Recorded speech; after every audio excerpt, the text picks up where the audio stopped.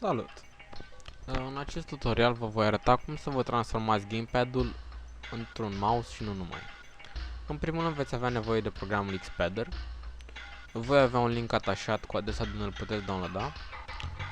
Eu voi folosi un gamepad de Xbox 360 wireless, dar funcționează cu aproape orice tip de gamepad, fie unul cu fir sau fără. Pentru asta veți mai avea nevoie de o imagine, neapărat extensie BMP, a gamepad-ului pe care îl veți folosi. Dacă nu găsiți exact modelul, folosiți o imagine a unui gamepad care are o așezare a butoanelor asemănătoare. Din nou voi avea un link atașat. Bun, să începem.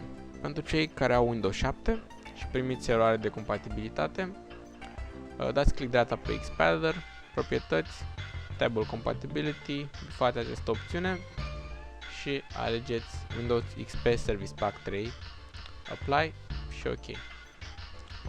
Intrăm în Xpadder.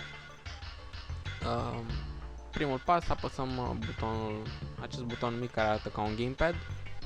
Selectăm New, se va mai deschide o fereastră.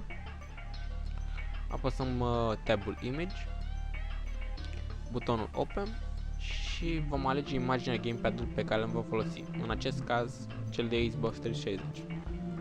Open și va apărea imaginea gamepad-ului. Următorul pas, tabul Sticks, fiind stick-urile de analog. Bifăm opțiunea Enabled și va apărea un mesaj pe ecran care ne va cere să apăsăm analogul stâng în stânga. Vom face acest lucru, stânga, up, sus, va apăsa în sus și am configurat analogul stâng. Tot ce mai avem de făcut este să mutăm acest cerc pe analog. Îl vom da drag, deci click stânga și vom trage peste analog, îl vom cadra cât se poate de bine.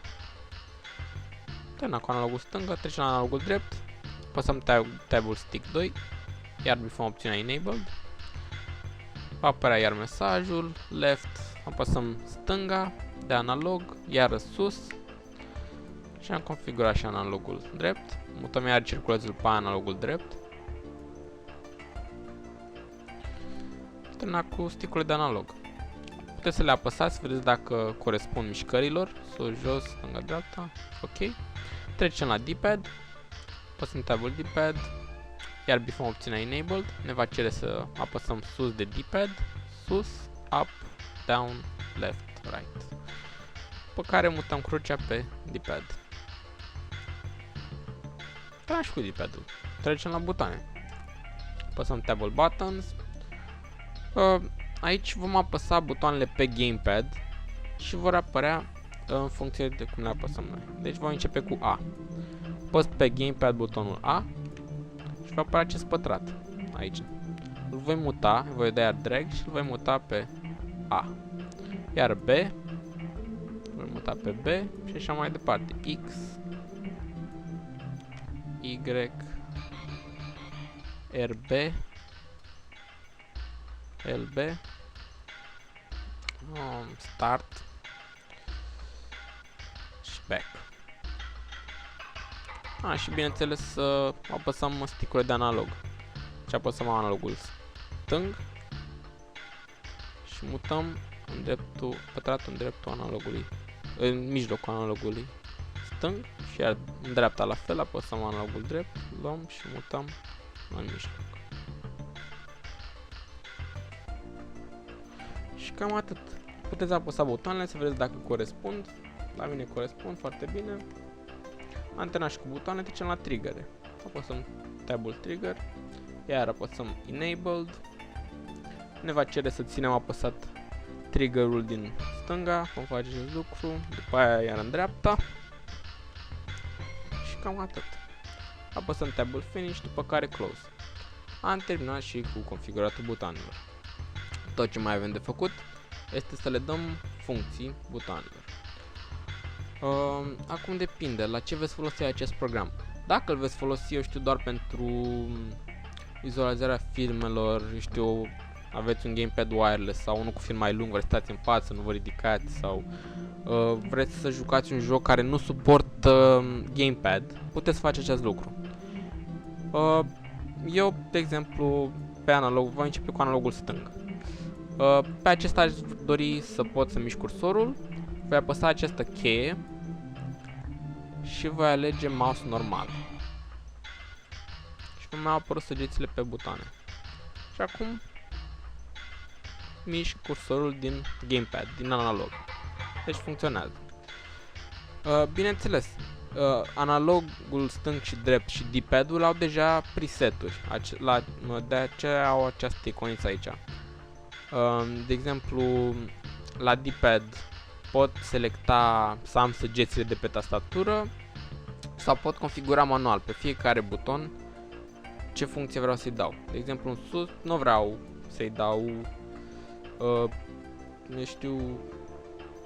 nu vreau săgeata în sus, vreau să am, insert sau orice altceva. Pentru a șterge o funcție, iar apăsăm pe ea și apăsăm acest buton mare None de aici. Se va șterge funcția.